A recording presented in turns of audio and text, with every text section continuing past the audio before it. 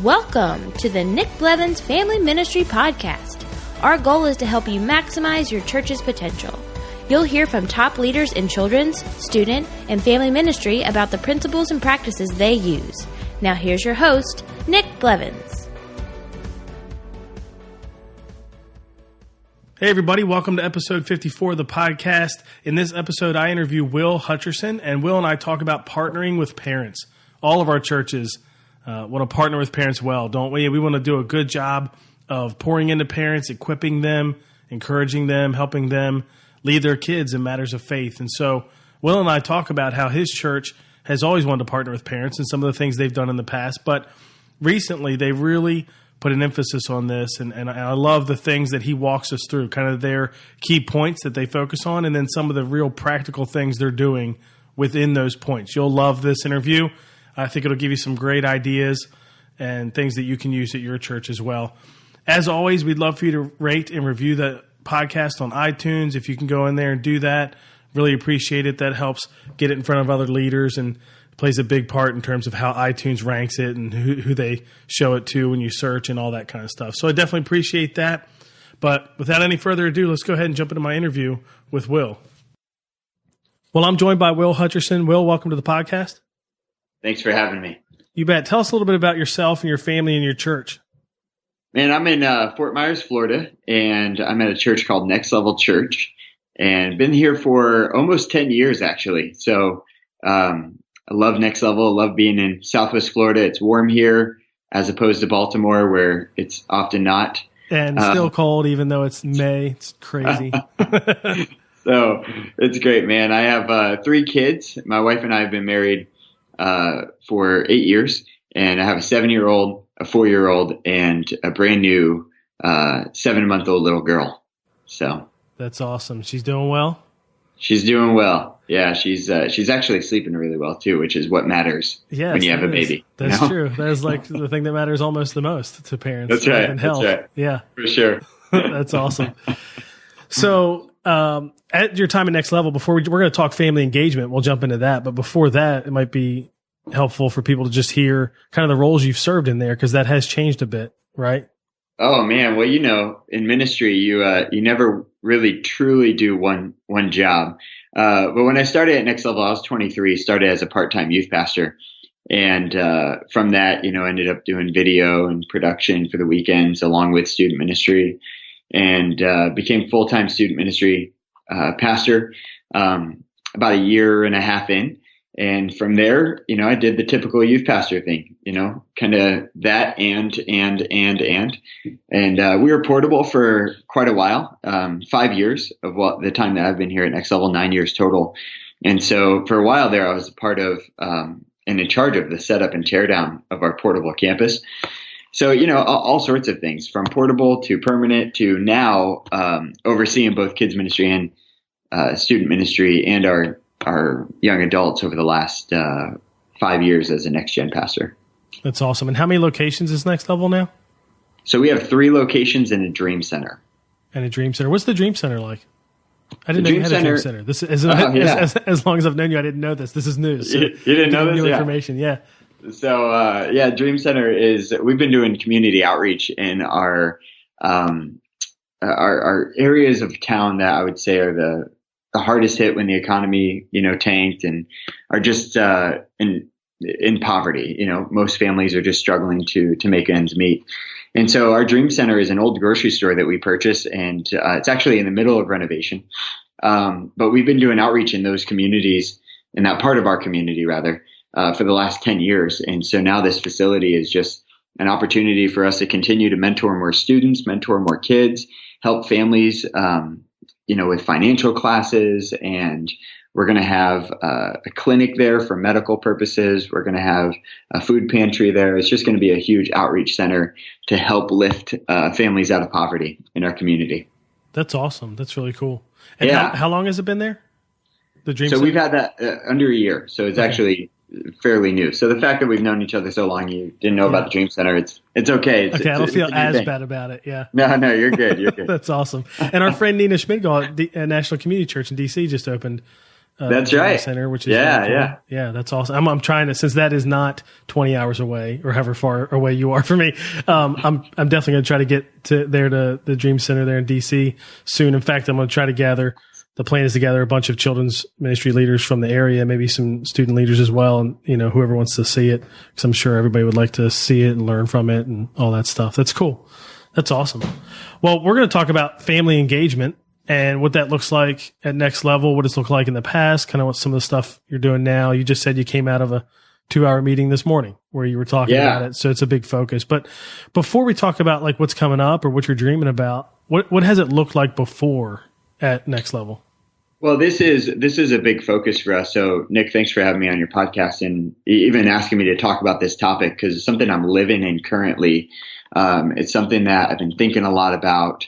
And in the past, it's looked different. And honestly, if I can just be blatantly honest, I think in the past, I've gone through seasons where I've felt guilty about this area, parent engagement, family engagement, because I've never felt like I've done it well enough. And I think most ministry leaders could probably relate with that. I think where so. Yeah. It's hard to measure. It's hard to know if you're winning, especially if you're in student ministry. I mean, you really feel like you're not winning. I mean, I feel like parents of high schoolers are a lot like leprechauns. You can't find them, and then when you find them, they're angry. Nice. That's an awesome reference. It's like, so there's been these seasons where there's been seasons where we've done nothing. And then there's seasons that we tried something, but we never felt like we succeeded. And I remember one time I was at this conference and there was a speaker speaking and he's like, he said this statement. He's like, this is your job. Parent partnerships is your job. Nothing more. This is what you need to do. And I remember leaving that conference feeling so defeated and feeling like it's impossible. It was an impossible task because it's not just our job. There's so much to what we do. Now, oftentimes parent partnerships and family engagement becomes the last thing that we focus on. And so this has been a tension for a long time. And something, like I said, in seasons, I felt like we've done it good. In seasons, felt like we've struggled. But over the last, I would say in the last 3 to 4 years, we've really taken some good solid ground on this. And I think part of that is just making it simple. Sometimes there's all these pressures because we have all these voices that tell us what it needs to look like. But the key for us, and I think what unlocked it for us, is let's just start somewhere and let's take one step. And as we took one step, the next year we kind of took another step. Next year we kind of took another step until this point where I feel like, we're starting to build some momentum with family engagement and parent partnerships. That's awesome. So what does it look like in the last 3 to 4 years? What are some of the steps that you have taken to make it simple and, connect better? Yeah, I think the first one was simplifying what we were trying to do. Like, what's the win? And this was hard it sounds elementary, but it was actually kind of hard to identify, because there's so much that we could say in terms of what's the win with parent engagement. And for us, here's how we simplified it. Here's what we said. At NextLevel Church, we are winning if we can spark a spiritual conversation between a kid and a parent, or a student and a parent. It's just that simple. And are there a lot of other things we could do? Yes, but everything that we do to engage families, the end goal is just sparking a conversation. And we don't know what that conversation is going to look like. We don't know exactly, if it's going to be a long conversation, but if we can do something to just spark a conversation, that's how we've known we won. So from that simple, kind of win focus, we've been able to identify some key areas and key pillars that we want to focus on. And honestly, a huge resource for this has been a lot of the orange material. And just in recent years too, Nick, you and I were at a conference where Sherry Surratt has kind of come on board from Moms in Touch with orange and really started amping up this whole strategy. And so this has helped us a lot with building our parent strategy. So here's the 5 goals that we have right now. Our 5 goals are, we want to, with every family, we want to celebrate major milestones. So this is identifying what are the key big changes in a child or a student's life, major milestones that we can celebrate and help families to win with those milestones. So what we have is child dedication, the start of school, salvation, baptism. The 5th to 6th grade transition is a huge major milestone for families. And then also just this idea of middle school and a rite of passage. Right now, that's something we're kind of innovating and thinking through, like what can we do to help that transition? Because there's really a psychological transition that happens from elementary school to really high school. Right in that middle school vein, they move from concrete thinking to abstract thinking. So we're thinking through that, like, how can we celebrate that? How can we get families together? How can we engage dads and moms or guardians, grandparents, whoever that caretaker is, to take a step in rather than the knee jerk is to take a step out because they have more freedom as they're developing. So that's the first pillar, celebrate major milestones. The second one is to reactivate felt needs. And for us, that's trying to figure out, and this is where Sherry Surratt's helped me really think about this quite a bit in our team as we've thought through the rhythm of a family and what does it look like in the summertime and what do families need? And this is actually something we've done unintentionally, really. We didn't have a strategy to it until we've recently put words in a strategy surrounding the whole thing. But every summer we get families serving and serving together in our outreach, actually working with our Dream Center now. And we do something called just a week of serving where we get our groups together, we get families, and we have them go out in orange t-shirts and serve our community. And sometimes that looks like helping our local soup kitchen by planting a garden. And other times it looked like picking trash up or renovating a park of some way or another.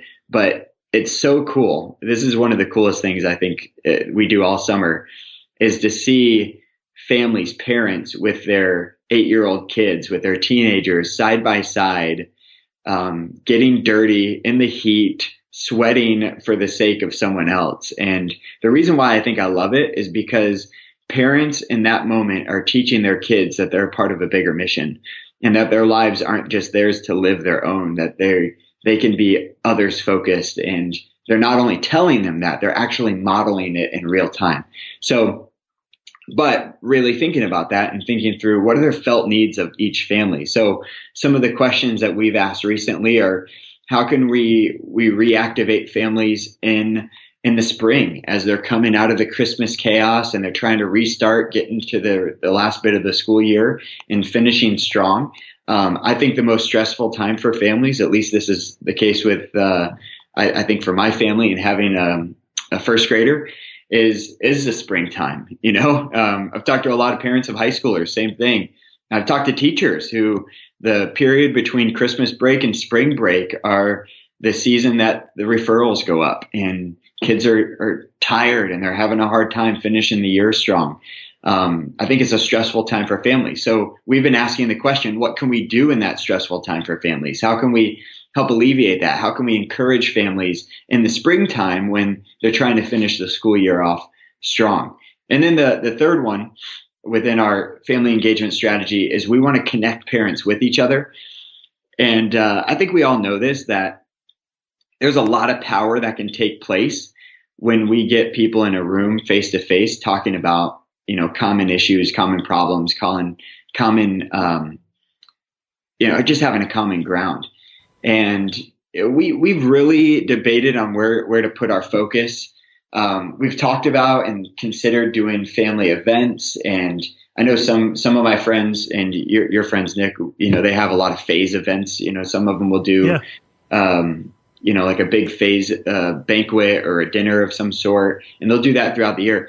And we've thought about that. But one of the things that, as we've developed our family engagement strategy, we've really tried to limit the amount of events that we do.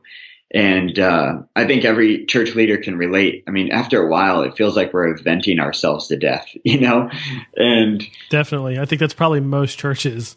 Honestly, Yeah. So we started rethinking this and we're like, how do we not create another event? And how do we focus our time on connecting parents with one another. Because maybe we don't need an event. Maybe we just need intentional groups. Maybe our kids team doesn't need to think about creating an event. Maybe they need to think about finding 15 leaders to lead a role-based group this fall. And what I mean by that is finding a couple dads that want to lead a group on, raising daughters, or finding some moms that want to do a group on raising sons, or finding a single parent and do a single parent group, and try to focus on the individual roles within a family. And then in the spring, we kind of change our focus. And even though we'll allow those role groups to continue, but we kind of say, all right, we're going to change our focus. And in the spring, we're going to focus on age specific groups. And this is where we get some of our serve team members and small group leaders to say, hey, I know you're leading a small group in kids with kids, but how would you feel about doing a once a month parent group where you're getting parents of preschoolers together and you're just having a conversation about what phase they're in. And maybe you watch a couple videos about their specific development and what their needs are and the questions that they're internally asking, or high school students, or parents of seniors, so we're trying to focus our efforts on that and getting our staff to focus on finding group leaders rather than focused on building another event. Instead, resourcing group leaders to allow more conversation to happen within the context of groups. So that's the third pillar. And I would say the fourth one is resourcing parents when they need it. And resourcing parents has probably been the number one tension that we've had over the years, that kind of talking back to when we first started this conversation, that feeling of we never do it good enough. Because I don't know about you, Nick. I know you're the perfect leader, so maybe this isn't you. Probably is me. But I've had this happen a million times where I start something, I'll start a resource with all good intention, and 5 months down the road, it fizzles out, and it's just not happening as frequently as it happened before. And then 9 months out, it's barely happening to, a year later, I'm never doing anything with it. AKA my blog. So don't go to my blog. Yeah. I wonder, some of that's probably busyness. Some of it though is, I don't know if you're like this, but I'm definitely more of a starter, like an entrepreneur, get new things going, than like a maintainer, and I've learned that those are personality types. Some people it's like, no, I like to maintain, like, you know what I mean? Right. Let's not change it. Like that would be that kind of personality. Please don't change it. It's working, and I'd be like, please change it, 'cause I'm bored. But you're right. That would be the downfall of that is you get it going, and unless somebody else is maintaining it, it just falls away. And it's like, was that even worth it for 3 months or whatever? Exactly. And so we've had resources in the past that we've given, to parents. We've had things that, we've queued them weekly. And then after a while during different seasons, and you have and sometimes, you hand it off to a volunteer, that volunteer leaves, and then, this thing stops, and then you're trying to find another volunteer, but meanwhile, something else happens. And after a while, we lose these resources. So this has been a constant tension. And recently we had kind of an epiphany, and we just kind of said, well, what if we didn't try to just constantly resource parents to death? And what if we made it easy where it was almost automated? And that's why we decided to say, instead of saying we're going to resource parents and then we're weekly creating a blog of some sort or a video of some sort, what if we just created a place where when they need it, they can find it? I like that. So that's good. So we recently created a blog for our students, our parents of students. And to make this easy, sometimes it's blogs that our staff will write. And then other times it's honestly blogs that we take from Parent Queue and just repost them, but give them the credit. So if anyone from Orange is listening, we give you the credit. Yeah, don't come take it down, please. Yeah, please don't. We link it back to Parent Queue, I promise. But we wanted it to be easy for our parents to find the content. And so we started doing that. We started this parent blog. And there's not this pressure of let's post every week. It's let's post some key tension points, and let's find felt needs, and let's post about those. And then if they need it in a how to talk to my senior when blah, blah, blah, hopefully in a couple of years, as we keep on pushing this flywheel, that resource will be up there and they can find some connection. And then aside from having a digital space that they can go to, our number one focus to resource parents when they need it is creating a bridge between small group leader and the parent. And I would say this is our first objective in really everything that we do. If we can get small group leaders and parents in relationship and in communication, there's a lot that kind of happens from that. And so when a parent has an issue, when they're going through a hard time, the hope is that small group leader will be someone that they'll call and ask for resources. And then the next thing we started thinking about is, we started thinking about like books. And I don't know about you, but sometimes I'll read a book or I'll see an article or I'll see something that I'm like, man, I want to make this available to our families. Like right now, there's a book called Strong Fathers, Strong Daughters by Meg Meeker. It's a fantastic book. I have 2 daughters. So after I read this book, I wanted every dad who has a daughter to read this book, and every dad that I know. So I bought one for every dad on our staff who has a daughter and just gave it to him. Like I believed in the book so much. And it got me thinking, I'm like, how do I create this where this can be available for everyone in our church? Now, we don't have a huge like church resource area where we can just stock a lot of books. I mean, some churches, this would be easy to have like a family section or, a parent section if they have like a church bookstore. We don't have that. So what we've decided is we're going to strategically 9 times a year, where we're already kind of having a next gen focus on the weekends, in our foyer, just set up a resource center. So it's 9 times that we have the potential to. We might not do it all 9 times, but it's 9 times to have a place where parents can come and see some of the newest resources that we want to kind of highlight and recommend for them. Because every parent wants to be a better parent. And if they just knew some of these things existed, we think they'd take advantage of them. So we're going to try to highlight some key times. Like, for instance, twice a year we do child dedication. We're going to have our resources out in the foyer for every parent, whether they're dedicating their child or not, so that they can come by and see what's available. We do baptism, quite frequently through our years, but there's a next gen focus to that. And we're going to have our resources available. When school starts, we think that's a great time, or move up weekend. That's a great time to have parent resources. So those are some of the things that we're thinking about. And then including on that, we're going to have it on our website where they can just kind of see what we're currently thinking about. Cool. So that's the fourth big rock for us. And then the last one is Q Weekly. And this is a big orange idea.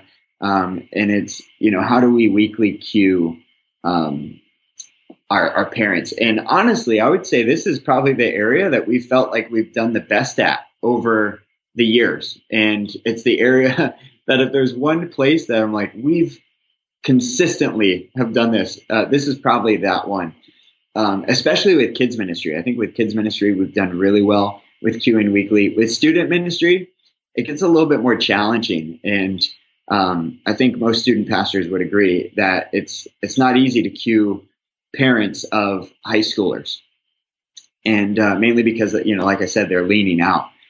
But what we've started to do is we've started an opt-in texting system where we've marketed to our parents like, hey, if you want to receive a weekly text that would help you to engage in conversations with your student, text Collide Parent to 41411. And so every week now after Collide, we send them one question, just one question that they can ask their student that's in relation to what they learned at our student ministry. And so, again, it's not huge. We're not necessarily sending them a recap of the message every week. We do email them an overview of the series once a month. But if we can just help them by cueing them with one question once a week, we think that's a big win. And we've seen some good results from that. Parents having conversations, and that has been really positive just to help them win. That's awesome. So I have questions about pretty much all of those 5 things. So I'd love to, just how it's working and things like that. One I want to ask about really wasn't related just to one of those 5 things, but you mentioned that you're setting up stuff in the lobby, and you said 9 Sundays a year. I guess there's like a next gen focus there. What do you do that? Is that something you already did? And if so, what for?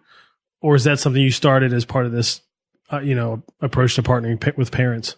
Yeah, that's something that we just started. And so that was one where we were starting to put resources in our current resource center. But then it got to the point where we just had so many books that we wanted to highlight, and so many little, like there's these little conversational cubes that we would love to tell our parents about and let them know about. Like, hey, when you're at the dinner table, here's a little game that you could play with your kids to ask questions, things like that. So we decided we're actually doing it this next month for the first time. Instead of just putting resources in our resource center, actually setting up a table in our foyer with some of these key resources to highlight. That's cool. I was wondering if it was something existing, like maybe you already did it and it was about, recruiting volunteers or, whatever, just highlighting next gen in general. But it sounds like it is new for this specifically, because I wondered, was there almost a rotation? Like does your church plan what's going to get set up in the lobby in an intentional way to highlight different ministries? That's what I couldn't tell if like that was part of like an existing thing or not. The next gen focus already exists. So the books and the resources in the foyer, that's brand new that we've just innovated. But for those next gen focus weekends, those already exist. And that's when we're going to put those books out in the foyer. So that's kind of the new idea with something that already is existing. Did you use it before to recruit volunteers or just help new families connect to next gen stuff, or was it kind of a mix? Primarily, the purpose of those next gen focus weekends were really just awareness and brand building. Okay. We want parents to know, and vision casting, really. I mean, it's an opportunity for us to cast the vision that we want them to lead their child spiritually, but also to let them know what that looks like. So letting them know that, our kids ministry is a safe and secure environment. We have a lot of times, I don't know if this is true everywhere, but in Southwest Florida, we've seen that a lot of times new parents come in and they're leery to put their kids back in kids ministry. They're just trusting really of it. And part of it is cleanliness. I don't know if it's just, we got a lot of hipster parents, but they're like, is it clean? Are you cleaning with all natural cleaners, and are your goldfish crackers, grass fed? So, it's awesome. So we're trying to answer some of those things by when we have those next gen focus weekends, actually clarifying those. And so the most recent one we actually did a video, and it was a 3-minute video where it highlighted a lot of our next gen strategy, and specifically with our kids ministry, we highlighted the fact that we provide a safe environment and we clean our babies' environments with all natural cleaner in between services. And it's like, no one would have never known that unless we put it in a video and told them. But for the parent that matters to, it was a game changer, for them. Hopefully we want to build the brand. That's awesome. Yeah. Early in the first goal, you talked about the celebrating the milestones and different things like that. You mentioned that summer serving week. Is that a church-wide thing that families also participate in, or is that just a family-focused thing? Yeah, that's a church-wide thing. Yep. Okay, that's what I figured. But you kind of encourage families, hey, do this together as a family. Yes. Probably even give them specific opportunities, that fit, bring in your toddler along, or bring in your elementary or middle school kid or something like that. Exactly. And part of it is when we see that, we have a church-wide thing, it's not only a matter when we focus on what our win is, it's not only a matter of what we do, but also what we don't do. Like when we choose to reactivate felt needs around families, we could have something specific for kids that are serving over here, and something specific, and the student ministry goes over here and serves as a student ministry. But we've decided not to do that because we want students to go and serve with their families, and we want kids to go and serve with their parents. And so it's not only when we create a strategy, it's not just dictating and directing us on what we will do, but it also becomes a filter of what we won't do. For instance, celebrating major milestones together. We were just in a meeting last week about our summer student camp. And one of the guys in the meeting says, hey, have we ever thought about, at the end of the week, maybe, baptizing students on the beach, because our camp is on the beach. And, it was kind of a creative guy in with our student ministry team. And our student ministry team said, yeah, we've thought about it, but we're not going to. And the reason why we're not going to is because we want parents to be involved in a major milestone in a decision like baptism. And that's why we do baptism the way we do it, which is involving, parents. And so it kind of, this strategy not just dictates what we do, but it also dictates what we don't do. Yeah, that's a good point. That's definitely a good point. You mentioned, like we were talking about this reactivate felt needs. And, I know, Sherry had worked with Orange to create that image of like kind of the seasons and how to use each season, Yeah. So there's all the different seasons of the year and the different words that they put with that, like start and restart and focus and all that. Have you used that in some of your planning? Did you kind of come up with one on your own? I mean, how much have you, and we'll hopefully link to that or put a picture of that slide in the show notes.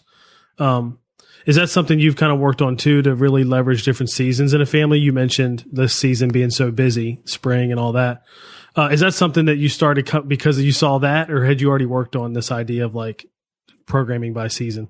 Yeah, in some ways we were already doing it, programming by season, but we didn't know we were doing it, if that makes sense. Like, sure, for instance, it wasn't intentional, but like maybe part of you thought, oh, well, this is a good time. Like, I know we always avoid May. A lot of times we try to avoid May for events just because we know it's busy, but it wasn't like it started with, hey, let's work with families exactly and their schedule. It was more just like it's competition. Like, there's no way we can get our thing going. They got graduation parties and everything else. Yeah. Yeah, exactly. And so I think that's why, it's so important. We feel oftentimes like we're not doing this well enough, but we're probably doing better at this than we think we are. And for the listener listening, you're probably engaging families better than you think you are. And hopefully as you dig into it and you explore it, you'll find that you actually are engaging families, better than you think you are. How can we do this more? How can we be more intentional on helping families throughout the natural rhythm of their year? And even one of the newest ideas that I haven't even told my team this, but around summertime, everyone's going on vacation. How do we develop a devotional that maybe they can take with them on vacation?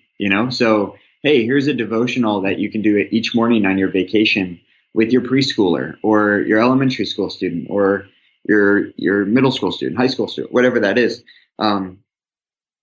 Just kind of resource them around what really matters to them.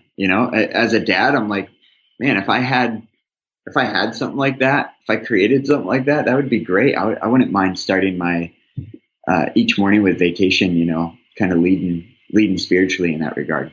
And maybe making it around rest, making it about the importance of rest or whatever it could be, but something around that felt neat. Yeah. I agree that most people too, like you said earlier, don't think they're doing a bad job partnering with parents. They probably are doing better than they think. And the thing I always try to remember, and I try to get our team to remember too, is one of the things that I love that Reggie talked about years ago with Orange and that they put out there was the idea of like the different levels of parent involvement. And just the reminder, like, there's the different levels and what they mean and all that. But really it just comes down to the reminder that every parent is not the same step on the journey. That's right. Somebody's new to your church last month. Somebody else has been there 10 years. You can't expect the same engagement from each of those two groups, So that's a helpful thing too, to remember that the goal, I think one reason why people feel like they're failing so much is it's almost like parenting in the sense that like, if you expect 100% of this all the time, you're never going to get it. Like, of course you're going to think you're failing. So I think that's helpful for church leaders too, just to remember that, you probably are doing better than you think. And, think about the ones who are engaging and taking advantage of what you're offering and how are you helping them. Don't judge it on the percentage that's not coming or whatever. That's big. So one of the things I know we want to do more of, and I know Orange is thinking about this a lot too, and I think a lot will come out down the road to help with this, but it's the connecting parents like you talked about. There are plenty of existing parent studies and small groups and things like that, but I don't think a lot of churches are leveraging that. I think we've probably been more on the event side, like you mentioned. Have you been doing some groups for parents? And if so, how have they worked? Or is that something that's really new and hasn't been rolled out yet? Yeah, this is something that we've done some groups for parents, and they've worked really well. The ones that I would say have been the most successful have been the parent groups that we've done during current programming. So specifically for student ministry, for example, because we don't have any adult programming happening during our student ministry time, anytime we've done a parent group for students on our Wednesday night during the student ministry time, it's been extremely successful. And parents have just loved that. And part of that is with groups, the hard thing is you got to make sure you have a leader that's passionate about it. And sometimes those leaders transition. For our community, oftentimes Southwest Florida becomes very transient. And, people are here for 3 years and then they move away. I'm not sure why they move away from Florida, but they do. It must be California. Yeah, not that that's better. Not that that's better, but or Hawaii. Maybe it's Hawaii. Maybe. So anytime we've done those kind of groups, they've been extremely successful. And then mommy groups have always been very successful for us. Specifically stay-at-home mom groups, moms of toddlers. Those have always been very successful groups. I mean, groups that have been harder, but we've had some successful ones have been, father groups. That's actually a big focus for us for this next semester, is focusing on getting some father groups around that book that I was talking about, Strong Fathers, Strong Daughters. And so we have a couple group leaders that are going to be championing that in our next group season. How close do you keep them age wise? Like, parents of dads of daughters of this age group, do you kind of specify that and try to keep it within a certain window? It depends on the group leader. We've had some group leaders that, we only want to do parents of middle school students. And that's what it is. And some group leaders are, I'll take any dad and I just want to invest in dads. Yeah. And so we kind of let the group leaders dictate it. For us personally, I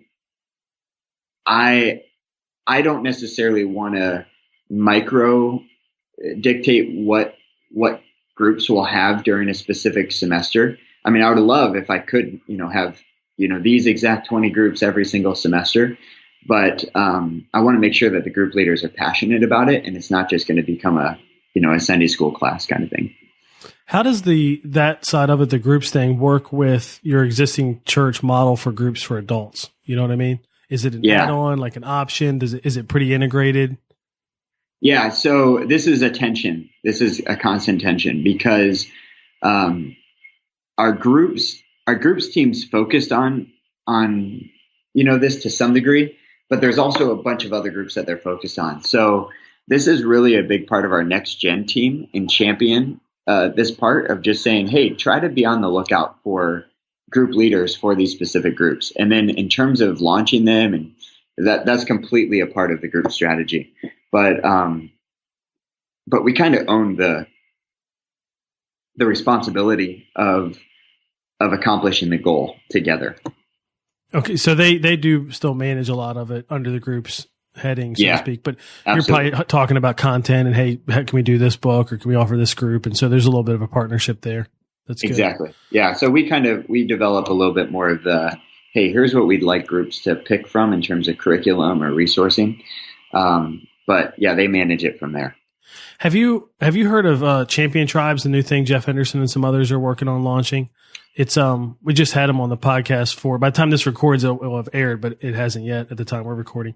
And I've thought it's basically an experience for dads and sons at around 13 years old. And the idea though is it's a tribe that you do it with other dads and other sons. And it especially works if like the sons are already friends, if there's some kind of connection there, but it could work even without that. It's kind of like you mentioned earlier, the rite of passage thing. Yeah. It's like one of those things. And I've seen other versions of that, especially in the church space, and parent ministry, has ministrytoparents.com has a bunch of things like that, which are really, really good. But I'm pretty excited about that. I think it's going to be really cool. And for me as somebody who works on staff at church, I love the idea of like, there's something else I don't have to create but that's good. And I can push our parents too. You know what I mean? So I've wondered about, as we think about our parent strategy too, what are the things that we can put in front of parents that we don't make? And then what are the things that we're basically going to have to run? You know, like we're running our own baby dedication, obviously. Right. We're not going to like just, hey, here you go. Have this experience at your house. But there are plenty of those kind of things though, where it's like, hey, we can give you everything you need to do it. That could be a good one to look into. And yeah, that's great. I know he talked about too, down the road, and not way down the road, but like a year down the road, maybe the possibility of moms and daughters too. That's fantastic. So if that comes to fruition, then you'd have a great rite of passage experience that you could lead dads and moms to in your church for when their kids are 13. And then, cause I don't know if you've done this, but some of the other ones I've seen too is where churches will even try to lean in and help with like, not necessarily help, but like, students' first time driving.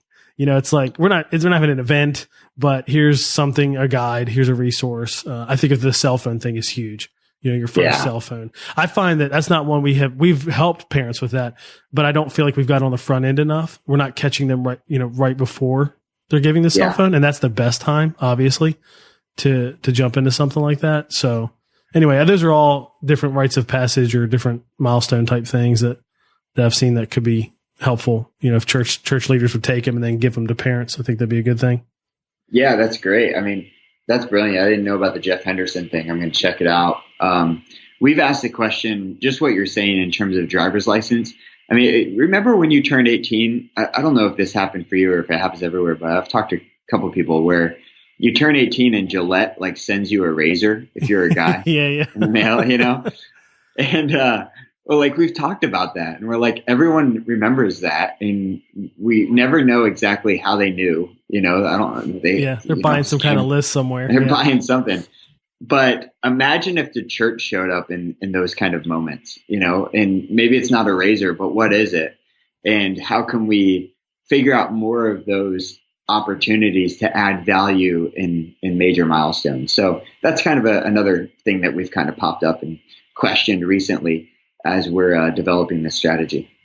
Yeah, and you kind of mentioned this earlier, but it could be because you queue weekly is one of your things. So I think if we can queue weekly and get that on like a almost an automated thing, something you mentioned earlier, where it kind of just happens and it doesn't require a lot of extra effort. We probably can get more bang for our buck out of these strategic, less often things, and pouring in there as opposed to a bunch of stuff weekly. You know, get the small things weekly, the one question like you have after the student gathering, but then spend more of our time and effort and resources in these milestone times or bigger times when you know they're going to lean in. And there's I think that's a good, philosophy as we approach partnering with parents. What about, where's an area where you're experiencing some momentum already? You listed some of these 5 things and what you're doing. Some of them have momentum, but is there anything else where there's some traction or momentum in what you're doing to help parents?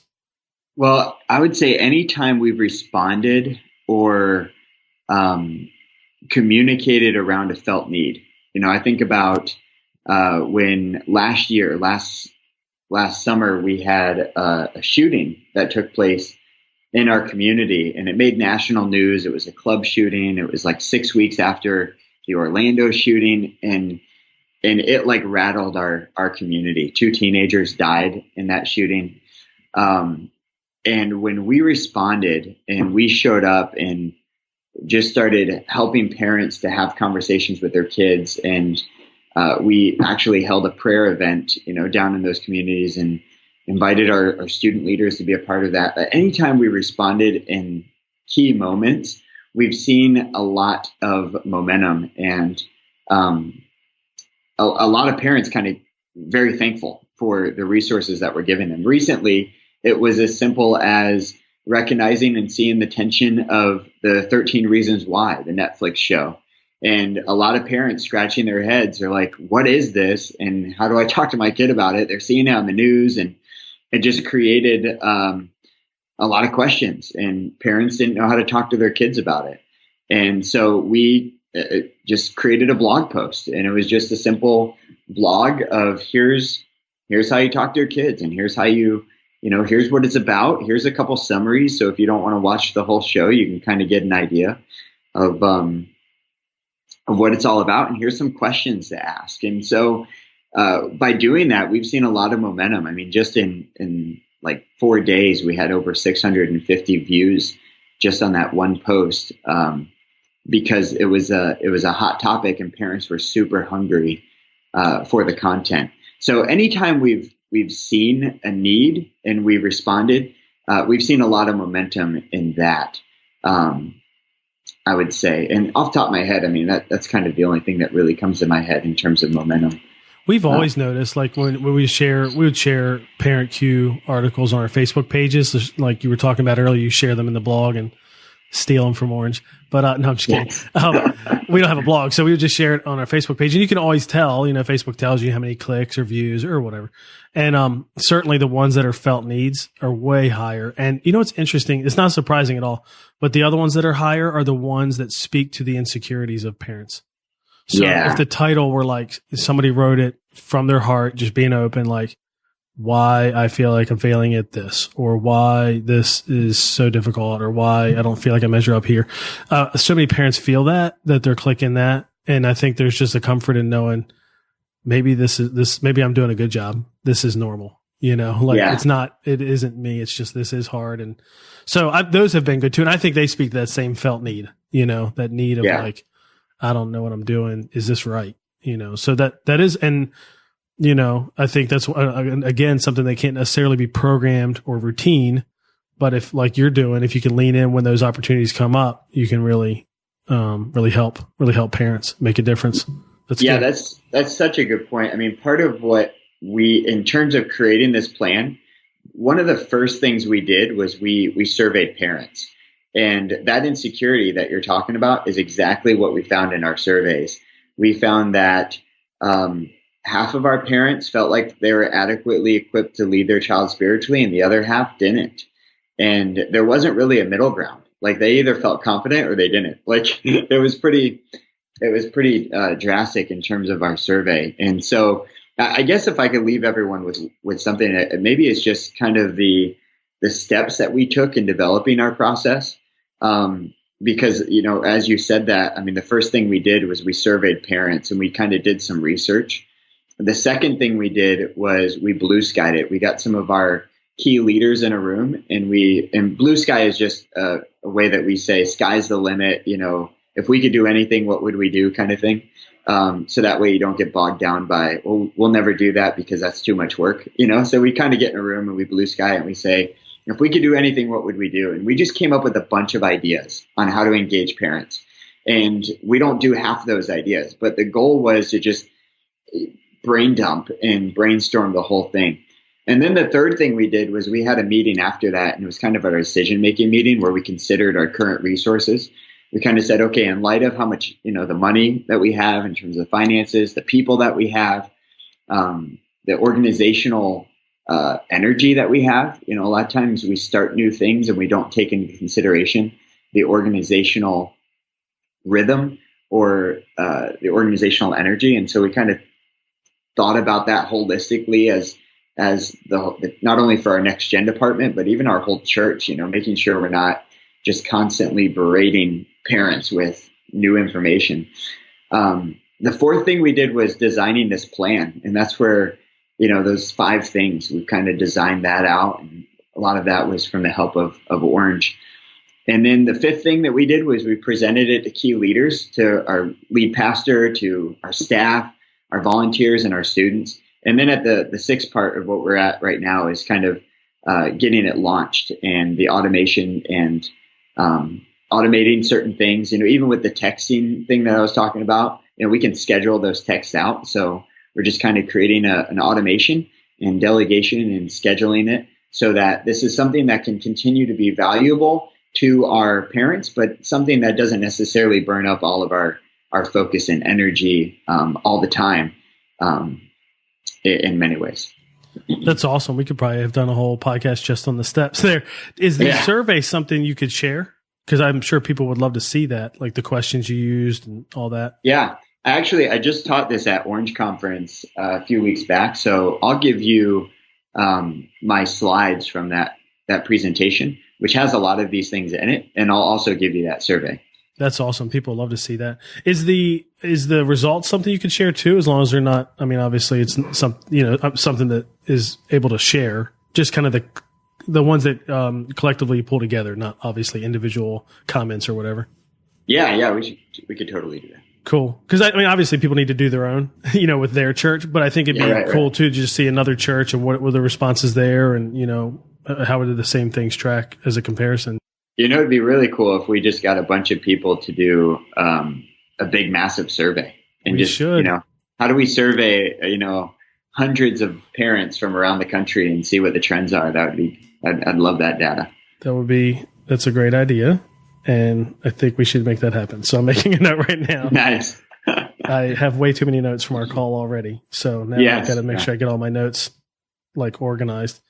That's awesome. Well, this can be really helpful. I'm sure people will love to see that survey and survey their parents and then start working on this stuff too. And I know for you feel like when I hear all this, I feel like, man, you're doing a really good job. And you probably feel like, man, we have a long way to go. But I think that's every leader all the time. You know what I mean? Exactly. And there's some people who are listening who haven't taken many steps at all in here. And so they can start out new.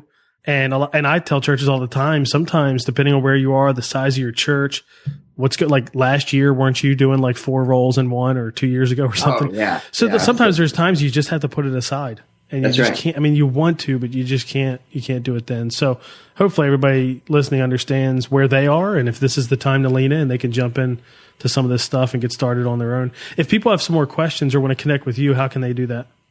Yeah, they can connect with me. They can email me, will@nextlevelchurch.com. They can find me on Twitter, will_Hutch, or Instagram, any of the social media platforms you can find me.